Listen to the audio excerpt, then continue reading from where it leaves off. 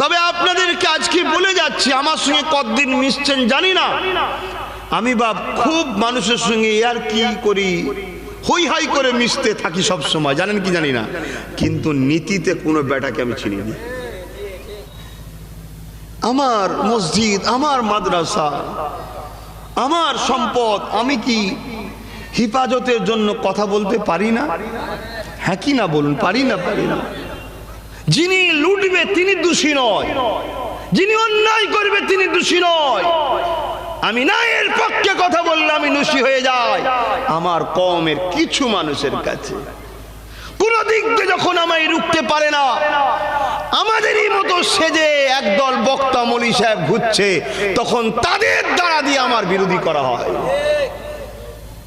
তবে মনে রাখবেন, সব শ্রেণীকে বলছে আর আব্বাসকেও বলছি, যেতে কবরে সবাইকেই হবে, ফিরে যেতে হবে সবাইকে। সুম্মা নুফিকা উখরা ফাইযাহুম কিয়ামুন ইয়ানজিরুন, উঠতে হবে সবাইকে। আব্বাসকে উঠতে হবে, তোমাকে উঠতে হবে, আমার বাপকে উঠতে হবে, আমার দাদুকে, আমার মুজাদ্দেদকে, সবাইকে উঠতে হবে। কোথায়? ময়দানে মাশরে। সেদিন কিন্তু আমার আল্লাহ জিজ্ঞাসা করবে যে আমার মাদ্রাসা, আমার মসজিদ, আমার দ্বীনের যারা ক্ষতি করেছিল তাদেরকে ক্ষমতার আসনে বসাবার সিঁড়ি তুই দিয়েছিলিস কেন বল? জিজ্ঞাসা হবে।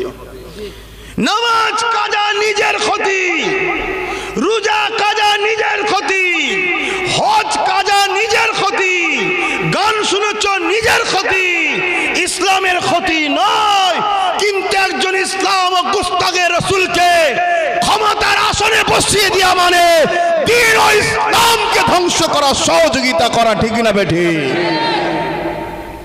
অতএব বাপ নিজের প্রপার্টি চালাতে গিয়ে, নিজের ঠাট বট চালাতে গিয়ে, নিজের পেটকে চালাতে গিয়ে, নিজের সুন্দর গাড়ি বাড়ি করতে গিয়ে আমার নবীর কষ্টের ইসলামের যেন দুশ্মন না হয়ে যাও বা দুশ্মনদের সাথী না হয়ে যাও, এটা মাথায় রেখে চলো।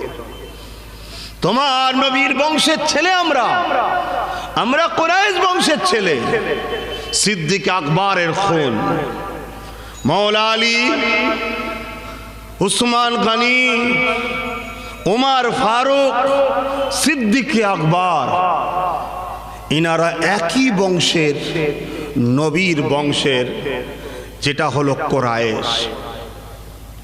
সৈয়দ আবু বকর সিদ্দিক, সৈয়দ উমর ফারুক, সৈয়দ উসমান গনি, সৈয়দ মৌলা আলী, শাহ সৈয়দ, সৈয়দ হযরত আব্বাস, সৈয়দ, ইনারা সব উপাধি, লাকাব, ইনাদের মর্যাদা, ইনাদের ইজ্জত।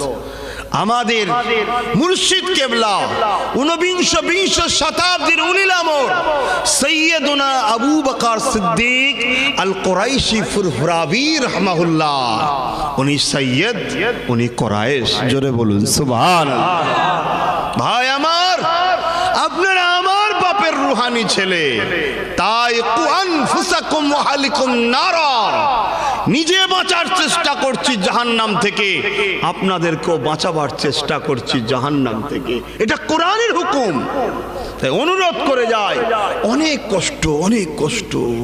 ভেবে দেখেছেন একটা আগুনের উপরে বসিয়ে রাখা, কোমরের গোস্ত পুরের রস বেরোচ্ছে জ্যান্ত মানুষের, একটা কি হতে পারে ভাবতে পাচ্ছেন?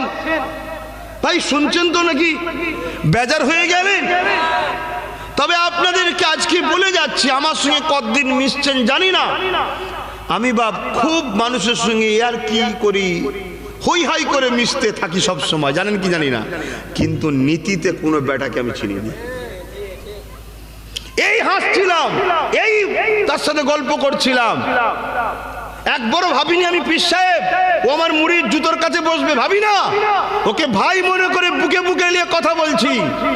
কিন্তু শরিয়ত বিরোধী কাজ দেখলে সঙ্গে সঙ্গে কিন্তু আমার আর অবাকই হয়ে যায় যে কি হলো রে বাবা। না, আমি দ্বীনের উপকার করতে পারিনি, কম সে কম আমার দ্বারা দিনের ক্ষতি না হয়ে যায়। কেন এই দিনটাকে আনতে গিয়ে গরিবের নওয়াজের মতো মহাপুরুষদের ঘরে অনেক আত্মবলিদান দিতে হয়েছে। এই দিনটাকে আনতে গিয়ে মুজাদ্দিদুল জামানকে অনেক কষ্ট করতে হয়েছে। এই দিনটাকে আনতে গিয়ে লক্ষ লক্ষ মা সন্তান হারা হয়েছে। অতএব সেই দিনটার ক্ষতি হবে, সেই দিনটাকে নিয়ে ছেলে খেলা করা হবে, মেনে লিয়া যেতে পারে না। ভাই আমার, ভাবুন ভাবুন, হযরতে খাব্বাব হুজুরকে বলা হচ্ছে যে বলো, ছেড়ে দাও। হুজুর তখনও বলছে লা ইলাহা ইল্লাল্লাহু মুহাম্মাদুর রাসূলুল্লাহ সাল্লাল্লাহু আলাইহি ওয়াসাল্লাম।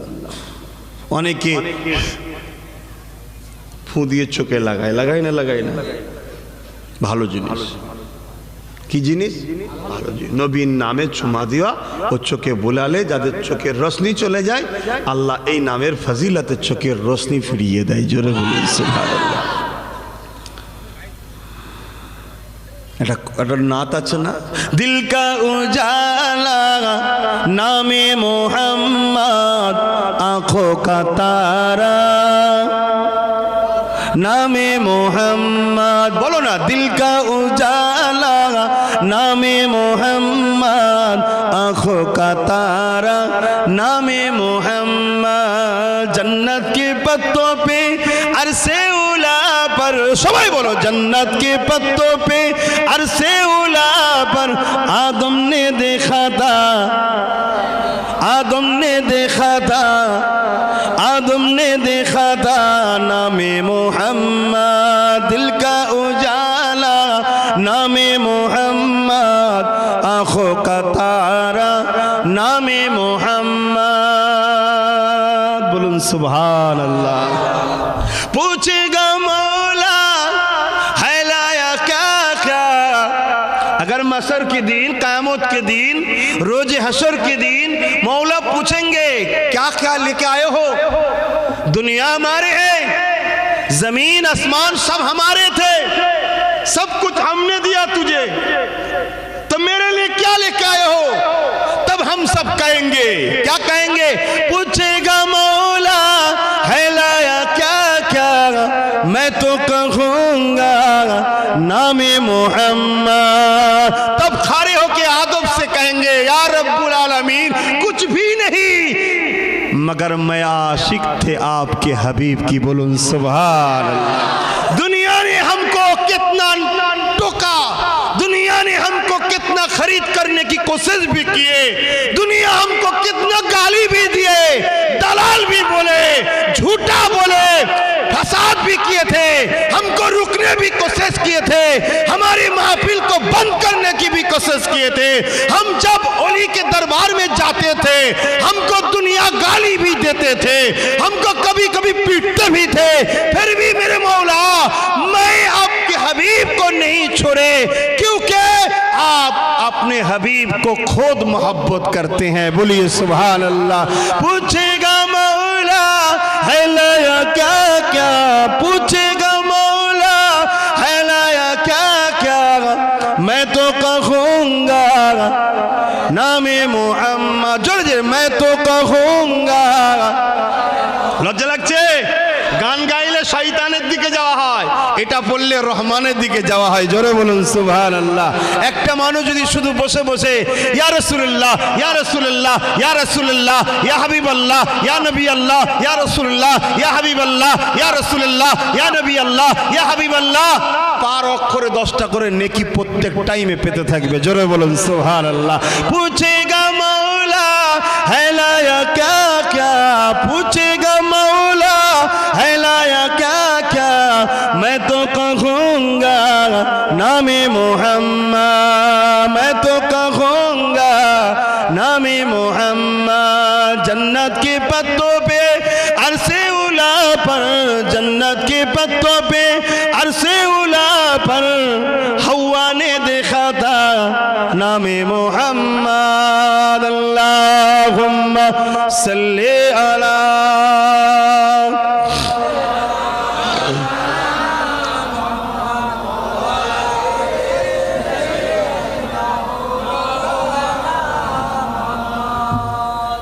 আমার আব্বা জানেরা, আমার ভাইয়েরা, মানুষ ভুল করে ফেলবে, মানুষের ভুল হবে, আল্লাহ গফুর ও গফফার মাফ করবেন, ঠিক না ভাই? ঠিক।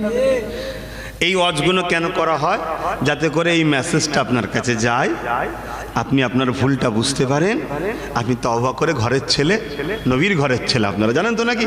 আপনারা সব নবীর সন্তান, জানেন তো? এই শুনছেন তো নাকি? ঘাবড়ে যাচ্ছেন নাকি? না, ঘাবড়াবার কিছু নেই। আল্লাহ নবী বলেছেন, ইমানদার আমার উম্মত উম্মতি যারা, তারা আমি নবী আমার রুহানি বাচ্চা। জোরে বলুন সুবহানাল্লাহ। আপনারা সব নবীর বাচ্চা, বলুন সুবহানাল্লাহ। রুহানি বাচ্চা, কথা বুঝে আসছে? আমরা হলাম নবীর বংশের বাচ্চা। তা আমাদের সঙ্গে দুশ্মনী রাখবেন না বন্ধুত্ব রাখবেন? তাই তো আপনাদেরকে ভালোবাসি, যে আসুন দুজনে আমরা একসাথে হয়েছি দুনিয়ায়, আমরা বাপ বেটা যার যা সম্পর্ক, আমার মুরব্বীরা আমার বাপ সমতুল্য বসে আছেন, সব আমার আব্বা হন, চাচা হন, আবার পরকালে যাতে একসাথে আমরা আল্লাহর জান্নাতে যেতে পারি, এই আশা নিয়ে বুঝাচ্ছি। যে ভাই খবরদার, বন্ধুত্ব কার সঙ্গে করবেন? যে রসুলকে ভালোবাসে, যে আল্লাহকে ভালোবাসে, যে ওলি আউলিয়াদের দরবারের মানুষ, তার সাথে বন্ধুত্ব করুন। কেন? হাদিস পাকের মধ্যে আছে, হয় ওলি হও, নাই অলির ভালোবাসার মানুষ হও, আর নাই অলিকে যে ভালোবাসে তার সঙ্গে বন্ধুত্ব রাখো। জোরে বলুন সুবহানাল্লাহ। এই তিন শ্রেণীর মানুষ আল্লাহর অলির খাতিরে জান্নাতে যাবে। জোরে বলুন সুবহানাল্লাহ। হাদিসের কথা বলছি, গল্প নয়। তবে কিন্তু মনে রাখবে, ঈমান ছাড়া কোনো গুঞ্জাইশ নাই। ঈমান কি? নবীকে কষ্ট দেওয়ার নাম? বলুন বলুন না, ভালোবাসার নাম। ঈমান কি নবীকে বেইজ্জতি করার নাম? না, আদবের নাম। ঈমান যদি আপনার মধ্যে থাকে, আপনি তো মাইকে উঠলেই আল্লাহ আল্লাহ আল্লাহ আল্লাহ যেমন বলবেন, ঠিক তেমন রসুল রসুল রসুল রসুলও বেরোবে। জোরে বলুন সুবহানাল্লাহ। কেননা যত রসুল রসুল করবেন, যত নবী নবী করবেন, যত ইয়া রাসূলুল্লাহ করবেন, যত নবীর আলোচনা করবেন, যত নবীর সাথীদের আলোচনা করবেন, তত খুশি হবে কে? আল্লাহ খুশি হবে। কেন? আল্লাহ খোদ নিজে নবী ও নবীর সাথীদের আলোচনা করেছে। জোরে বলুন সুবহানাল্লাহ। কিন্তু হায় আমার বাপ ভাই, অনেক মাহফিলও হয়, অনেক দরবারে যাওয়া হয়, যেখানে নবীর মোহাব্বত আদবের কথাও বলা হয় না, শিখানো হয় না। আমাদের ছেলেরা গিয়ে ভিড় করে বসে থাকো। মনে রাখবে, শয়তানের দলের লোকেরা অনেক রকমভাবে আমাদেরকে ধোঁকা দিচ্ছে। কেউ অর্থ দিয়ে, কেউ গান দিয়ে, কেউ খাদ্য দিয়ে, কেউ আমাদেরকে ভয় দেখিয়ে, আবার কেউ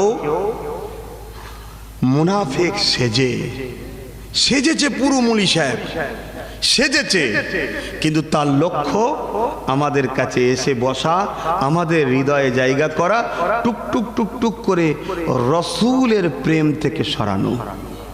কেন? আমার আল্লাহ নবীর প্রেমটাকে ঈমানের মারকাজ করেছে। জোরে বলুন সুবহানাল্লাহ। এটা কে বানিয়েছে?